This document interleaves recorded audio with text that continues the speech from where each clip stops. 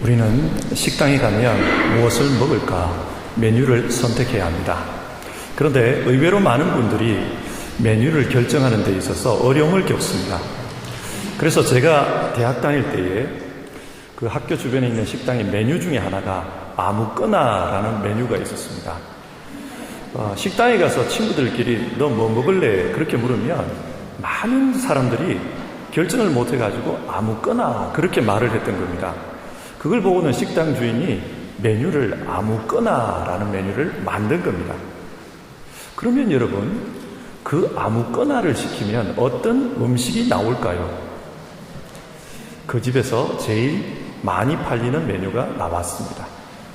선택을 못하는 사람들에게 식당 주인이 대신해서 선택을 해주는 것입니다.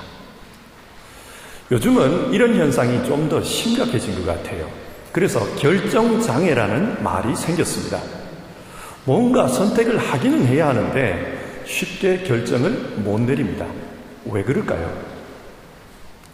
그것을 선택했을 때 어느 것이 내게 더 좋은 결과를 가져올지 지금으로서는 모르기 때문입니다. 예를 들어 졸업을 앞둔 청년들이 취업을 해야 하나 아니면 대학원으로 진학을 해야 하나 그런 고민을 하는 것을 봅니다. 어느 것이 자기에게 더 유리한지 모르기 때문에 지금으로서는 그것을 결정하기가 어려운 겁니다. 그러나 결정을 해야만 합니다. 이것은 신앙에서도 마찬가지입니다. 아브라함과 롯이 앞으로 살 땅을 선택해야 했습니다. 동쪽에는 물이 풍부하고 비옥한 소돔과 고모라 땅이 있었습니다. 반면에 서쪽에는 메마른 광야가 펼쳐진 가나안 땅이 있었습니다. 어떤 땅을 선택해야 할까요? 선택에서 중요한 것은 기준입니다. 그 기준에 따라 선택합니다. 롯의 선택 기준은 세상적인 풍요였습니다. 그래서 그는 소돔 땅을 선택했습니다. 반면 아브라함의 선택 기준은 하나님의 인도하심이었습니다. 그 선택의 결과 아브라함은 믿음의 조상이 되었고 롯은 영원히 하나님의 총회에 들어오지 못하는 모압과 암몬의 조상이 되고 말았습니다. 그들의 선택이 그들의 인생을 결정한 것입니다. 그러면 여러분, 우리는 신앙에 있어서 중요한 결정을 할 때 어떻게 결정해야 합니까? 오늘 읽은 본문은 예수님의 공생애와 관련된 말씀입니다. 회개하라, 천국이 가까이 왔느니라. 예수님은 하나님 나라를 선포하면서 공생애를 시작하셨습니다. 그러면 여기서 첫 번째 질문을 한번 해봅시다. 예수님은 이 하나님 나라를 전파하면서 무슨 일을 제일 먼저 하셨습니까? 제일 먼저 한다는 것은 그 일이 제일 중요하다는 뜻입니다. 예수님은 제자를 부르는 일을 제일 먼저 하셨습니다. 갈릴리 바닷가에서 베드로와 안드레 그리고 야고보와 요한을 부르셨습니다. 19절을 보시면 나를 따라오너라 나는 너희를 사람을 낚는 어부로 삼겠다. 여기서 나를 따라오너라 이 말씀은 예수님의 가르침이나 예수님의 이념을 따르라는 말이 아닙니다. 예수님 자신을 따르라는 말입니다. 복음주의 신학자 존 스토트는 기독교는 한 인물이며 그 인물과의 인격적인 관계이다. 이것 밖에 다른 것은 모두 부차적인 문제이다. 신조와 행동 규범 그리고 예식은 그리스도와의 인격적 관계 다음에 온다. 그런 말을 합니다. 신앙에 있어서 제일 중요한 것은 예수님을 인격적으로 따르는 것이다. 그 말입니다. 왜 그렇습니까? 왜 예수님을 따르는 것이 중요합니까? 예수님을 믿지 않아도 예수님의 가르침을 따를 수는 있습니다. 대표적인 인물이 인도의 간디입니다. 간디는 예수님의 산상수훈을 굉장히 좋아했습니다. 그래서 그 가르침에 따라 비폭력, 무저항 운동을 했습니다. 하지만 그는 예수님을 믿는 사람이 아니었습니다. 그러니까 오늘 성경이 말하는 나를 따르라 이 말씀은 예수님의 가르침을 따르라, 그의 어떤 무언가를 따르라, 그게 아니라 예수님의 인격을 믿고 그의 제자가 되라, 그 말씀입니다. 그러면 19절에 보면 나는 너희를 사람을 낚는 어부로 삼겠다. 예수님은 자신을 따르는 사람들을 사람 낚는 어부로 만들겠다고 하십니다. 이 문장에 아주 중요한 교훈이 있습니다. 사람 낚는 업으로 삼겠다.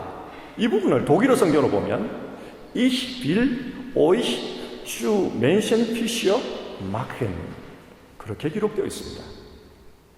이 문장에는 예수님의 의지가 들어가 있습니다. Ich will, 네가 노력해서 사람을 낚는 어부가 되어라, 그 말이 아니라 주님께서 사람을 낚는 업으로 만들어 가겠다, 그 말씀입니다. 헬라어 성경을 보면 헬라어 성경 역시 주님의 의지를 표현한 문장으로 되어 있습니다.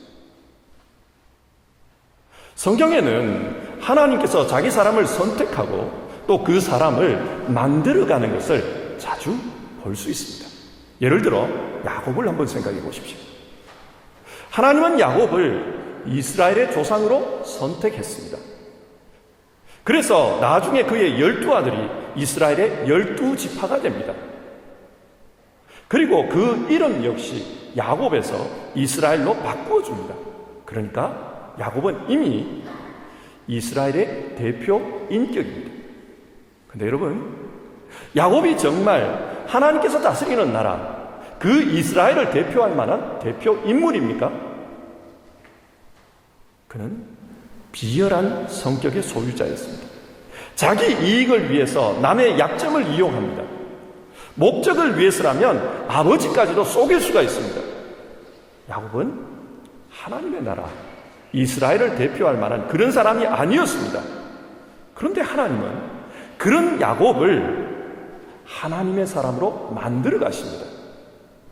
그의 인생 말년에 대한 기록을 보면 그는 거룩한 선지자의 모습입니다. 그래서 자손들의 미래를 주님의 뜻 안에서 예언하는 것을 봅니다. 어떻게 이런 변화가 가능할까요? 오늘 본문이 말씀합니다. 나는 너희를 사람을 낚는 업으로 삼겠다. 주님께서 그 사람을 만들어 가십니다. 하나님은 참 재밌는 분이십니다. 성경을 보면 양치던 목동 다윗을 불러서 이스라엘을 다스리는 목자가 되게 하십니다. 갈릴리 바다에서 고기를 잡던 베드로를 불러서 사람 낚는 어부가 되게 하십니다. 천막을 만들던 바울을 불러서 이방 교회를 세우게 하십니다. 그러나 여러분, 그 사람들의 면면을 한번 보십시오. 그들이 과연 하나님의 일꾼으로서 흠이 없는 사람들입니까? 다윗은 우리아를 죽인 살인자입니다. 베드로는 주님을 3번이나 부인한 배신자입니다. 바울은 자기 입으로 나는 죄인 중에 괴수다, 그렇게 말을 합니다. 그런데 어떻게 이들이 하나님의 사람이 되었습니까? 내가 너희를 사람 낚는 업으로 만들어 갈 것이다. 주님께서 만들어 가십니다. 그렇기 때문에 바울은 나의 나된 것은 하나님의 은혜라, 그렇게 고백합니다. 주님께서 만들어 주셨습니다. 근데 여러분, 예수님은 하나님 나라 일을 하면서 왜 이런 일을 제일 먼저 하실까요? 다른 일을 하실 수도 있지 않습니까? 근데 왜 이런 일을 먼저 하실까요? 하나님은 모든 것을 하실 수 있는 분입니다. 그런데 하나님은 사람을 통해 일하기를 좋아하십니다. 출애굽기 3장 8절을 보면 하나님의 모세에게 내가 내려가서 이스라엘 백성을 애굽인의 손에서 건져내고 그들을 젖과 꿀이 흐르는 땅으로 인도하리라, 그렇게 말씀합니다. 하나님께서 친히 이스라엘을 가나안 땅으로 인도하겠다는 약속이었습니다. 그런데 출애굽기 3장 10절을 보면 말이 달라져요. 이제 내가 너를 바로에게 보내어 너에게 내 백성 이스라엘 자손을 애굽에서 인도하여 내게 하리라. 조금 전에 하나님 자신이 직접 인도하여 내겠다 그렇게 말씀하시고는 이제 와서 모세에게 네가 인도해 내야 된다, 네가 바로에게 가야 된다, 그 말씀을 합니다. 무슨 말입니까? 이것이 하나님께서 일하시는 방식입니다. 하나님의 나라는 하나님께서 이루십니다. 그런데 사람을 통해 이루십니다. 이게 하나님 방식입니다. 그래서 예수님께서도 제자를 부르는 이 일을 제일 먼저 하십니다. 이게 주님의 방식입니다. 그래서 그들을 통해 사람을 낳습니다. 사도행전 6장을 보면 교회가 일꾼을 뽑는 이야기가 나옵니다. 그 당시 교회는 양적으로 굉장히 성장했습니다. 그래서 사도들이 그 교회를 다 돌볼 수 없는 그런 상황이 되어서 7 집사를 뽑아 교회를 하게 합니다. 그들에게 구제하는 일과 가난한 과부들을 돌보는 일을 맡기고 사도들 자신들은 기도하는 일과 말씀을 전하는 일에 전념합니다. 그러면서 이런 사람을 택하라 기준을 제시합니다. 사도행전 6장 3절인데요. 형제 자매 여러분, 신망이 있고 성령과 지혜가 충만한 사람 7을 여러분 가운데서 뽑으십시오. 기준은 성도들에게 신뢰받는 사람, 그리고 성령과 지혜가 충만한 사람입니다. 교회는 이들을 뽑았습니다. 일꾼으로 뽑았습니다. 그때 어떤 결과가 있었습니까? 사도행전 6장 7절을 보면요, 하나님의 말씀이 계속 퍼져나가서 예루살렘에 있는 제자들의 수가 부쩍 늘어가고 제사장들 가운데서도 이 믿음에 순종하는 사람들이 많았다. 하나님의 사역은 제자들을 통해 이루어집니다. 그래서 교회는 제자를 양육하고 그들을 통해 하나님의 일을 하게 하는 것이 옳습니다. 그때 하나님의 역사가 나타납니다. 하나님은 이런 방식으로 일하셨습니다.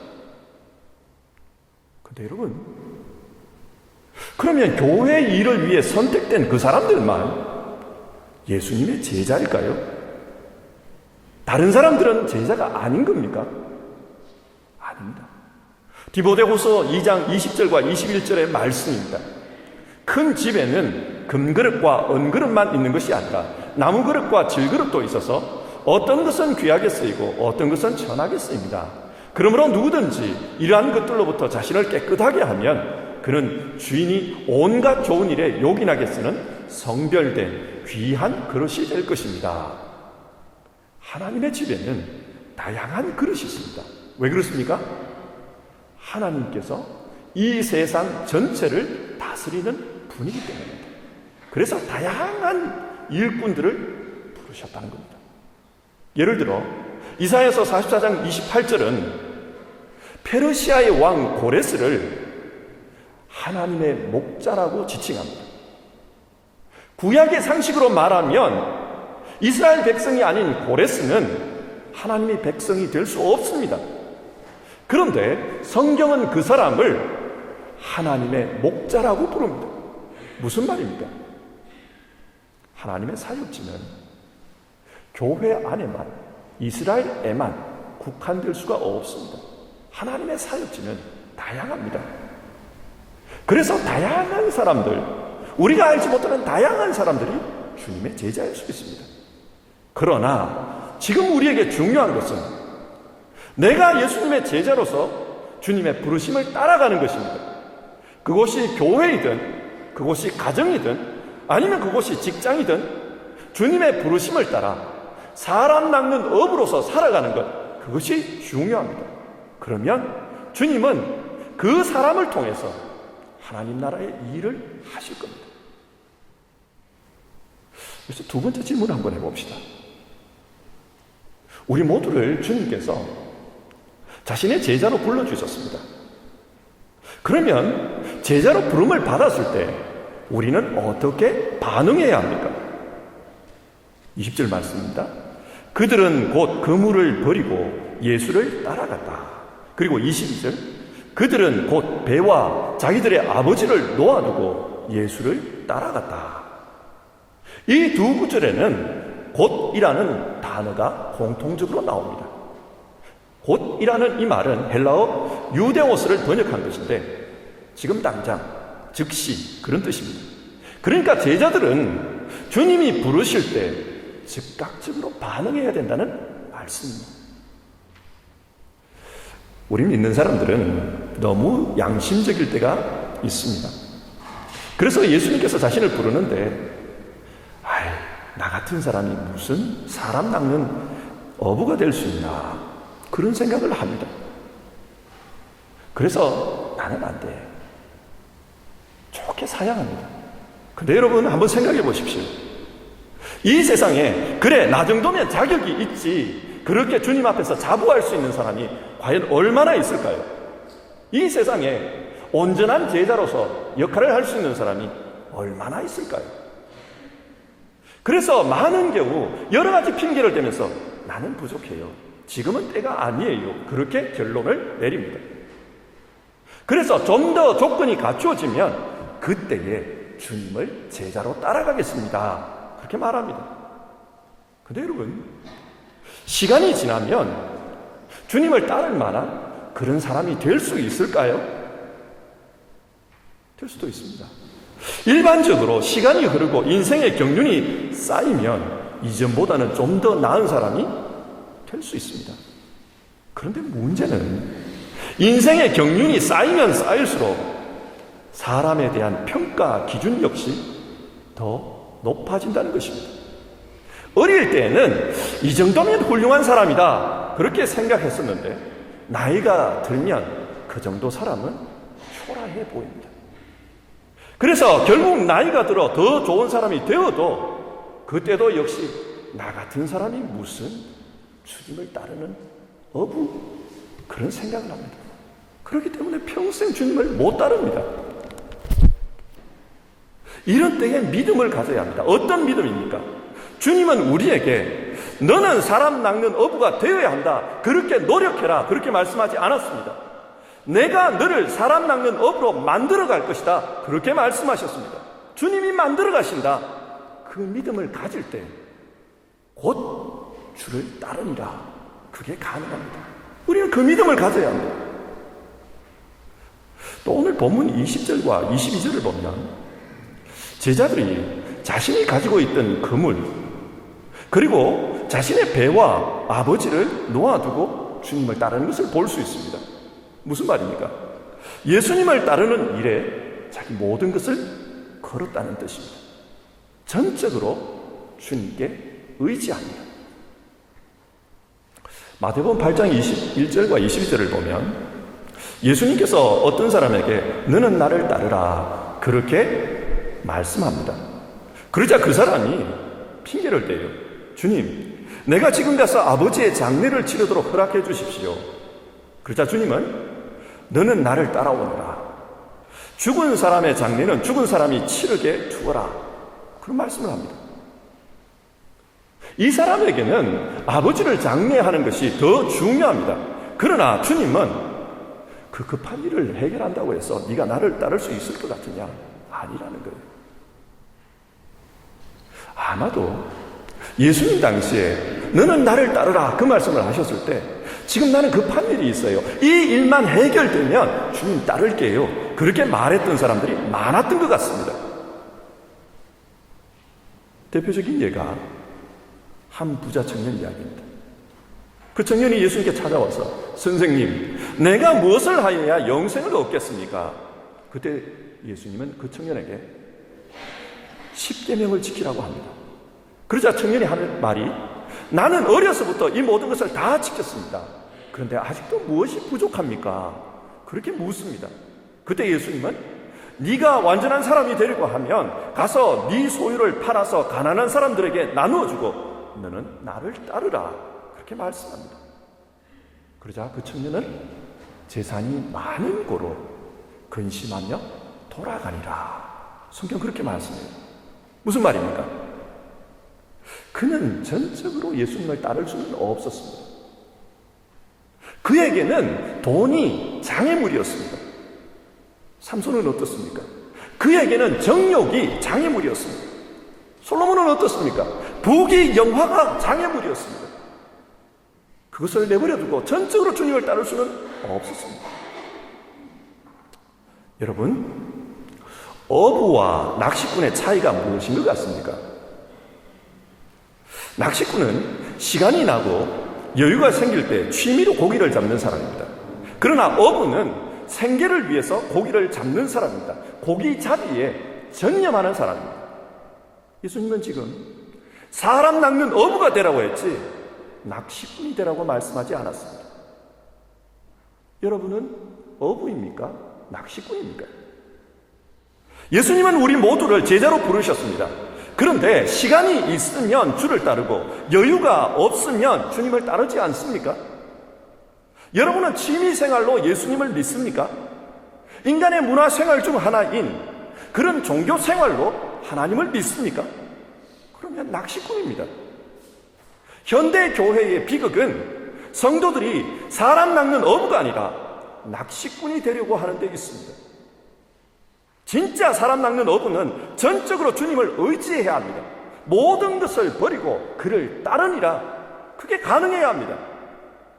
우리는 무엇을 포기했습니까? 하나님을 믿으면서 여러분이 내려놓은 것은 무엇입니까? 오늘 성경은 우리에게 너는 사람 낚는 어부냐? 너는 낚시꾼이냐? 그것을 우리에게 묻고 있습니다. 세 번째 질문입니다. 그러면 그렇게 예수님을 따르면 우리에게 어떤 결과가 주어집니까? 마태복음 19장 27절에서 29절의 말씀입니다. 베드로가 예수님께 말하였다. 보십시오. 우리는 모든 것을 버리고 선생님을 따랐습니다. 그러니 우리가 무엇을 받겠습니까? 예수께서 그들에게 말씀하셨다. 내가 진정으로 너희에게 말한다. 새 세상에서 인자가 자기의 영광스러운 보좌에 앉을 때에 나를 따라온 너희도 12보좌에 앉아서 이스라엘 12지파를 심판할 것이다. 내 이름을 위하여 집이나 형제나 자매나 아버지나 어머니나 자식이나 땅을 버린 사람은 100배나 받을 것이고 또 영원한 생명을 물려받을 것이다. 실제로 요한계시록을 보면 예수님을 따르는 사람들은 마지막 때에 하나님 나라에서 주님과 함께 왕노릇하는 그런 비전이 소개되고 있습니다. 주님과 함께 왕노릇할 것입니다. 뿐만 아니라 그 삶의 영적인 열매가 풍성히 맺힐 것이라고 말씀합니다. 이것은 예수님께서 우리에게 하신 약속입니다. 자, 오늘 말씀을 정리해 봅시다. 인생은 선택의 연속입니다. 그리고 그 선택이 삶을 결정합니다. 이스라엘 백성은 출애굽 후 가데스 바네아에서 가나안 땅으로 들어갈 것인가 아니면 이집트로 돌아갈 것인가 여론이 분열되었습니다. 그때 10명의 정탐꾼은 이집트로 돌아가자고 했고 2명의 정탐꾼만이 하나님을 믿고 가나안 땅으로 가자고 했습니다. 이 선택이 향후 40년간 출애굽 1세대 한 세대의 운명을 결정했습니다. 약속의 땅에 들어간 사람은 여호수아와 갈렙밖에 없었습니다. 우리의 삶도 마찬가지입니다. 우리는 사람 낚는 업으로 살 것인가 아니면 낚시꾼으로 살 것인가 어떤 방식으로 신앙생활을 할 것인가 도전을 받고 있습니다. 우리는 결정해야 합니다. 우리의 세대는 결정해야 합니다. 우리가 어떻게 선택하느냐에 따라서 하나님의 교회도 그리고 우리의 인생도 내용이 달라질 것입니다. 여러분은 어떤 선택을 하시겠습니까? 예수님은 오늘 우리에게 나를 따라오너라 그렇게 말씀합니다. 이것이 우리의 고백이 되었으면 우리의 고백에 영향을 끼쳤으면 좋겠습니다. 이 시간 함께 찬양하고 기도하겠습니다. 오늘 살펴본 말씀 생각하면서 같이 기도해 보십시다. 예수님께서는 하나님 나라의 사역을 시작하시면서 제자들을 부르는 일부터 시작하셨습니다. 왜냐하면 하나님께서 일하시는 방법이 사람을 통했습니다. 그것은 태초에도 그랬고 교회 시대에도 그렇습니다. 하나님은 사람을 통해 일하십니다. 그래서 그 사람을 불러 예수님의 제자로 삼고 그 제자들을 통해 예수님의 일을 하게 하십니다. 우리 시대는 교회의 위기라고 말합니다. 왜 교회의 위기가 왔나? 여러 가지 이유가 있을 것입니다. 그런데 주님의 말씀을 사람 낚는 어부가 되라, 이 주님의 말씀을 듣는 것이 아니라 단지 사람을 낚는 낚시꾼이 되기를 원하기 때문에 그렇습니다. 그래서 우리도 결정해야 합니다. 나는 신앙생활을 하면서 사람 낚는 어부의 길을 갈 것인가, 아니면 낚시꾼의 길을 갈 것인가, 그것을 결정해야 합니다. 그리고 그 결정이 내 신앙을 결정하고 그리고 교회를 결정할 것입니다. 교회의 모습이 결정될 겁니다. 이 시간 우리 같이 기도해 봅시다. 주님께서 너는 나를 따라오느라 그렇게 말씀하셨습니다. 이 말씀을 내게 하신 말씀으로 믿고 주님 앞에 사람 낚는 어부로 세워지기를 원합니다. 그리고 주님을 정말 따라가기를 원합니다. 주님, 내가 너를 만들 것이다 말씀하셨사오니 나를 주님의 사람으로 만들어 가시옵소서. 우리 이 시간 그 기도를 함께 드려보십시다.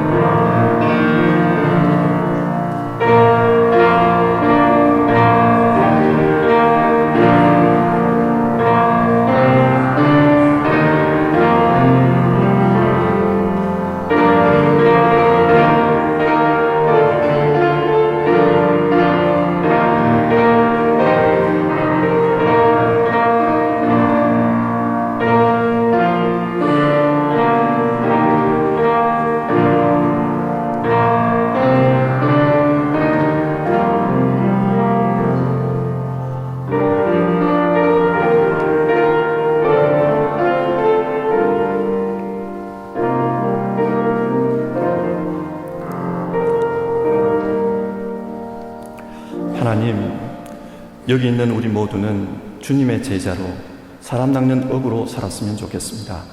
그래서 우리의 주님이신 예수님께서 꿈꾸셨던 그 하나님 나라를 이루는 사람으로 살다가 주님 앞에 섰으면 좋겠습니다. 그러나 우리 시대에는 영적인 낚시꾼이 많습니다. 이 시간 우리 자신을 돌아봅니다. 그리고 선택하기 원합니다. 나는 어떤 길을 걸어가야 할까? 너희는 나를 따르라. 주님의 말씀을 기억하며 믿음의 선택을 하는 성도들 다 되게 하옵소서. 예수님의 이름으로 기도드립니다. 아멘.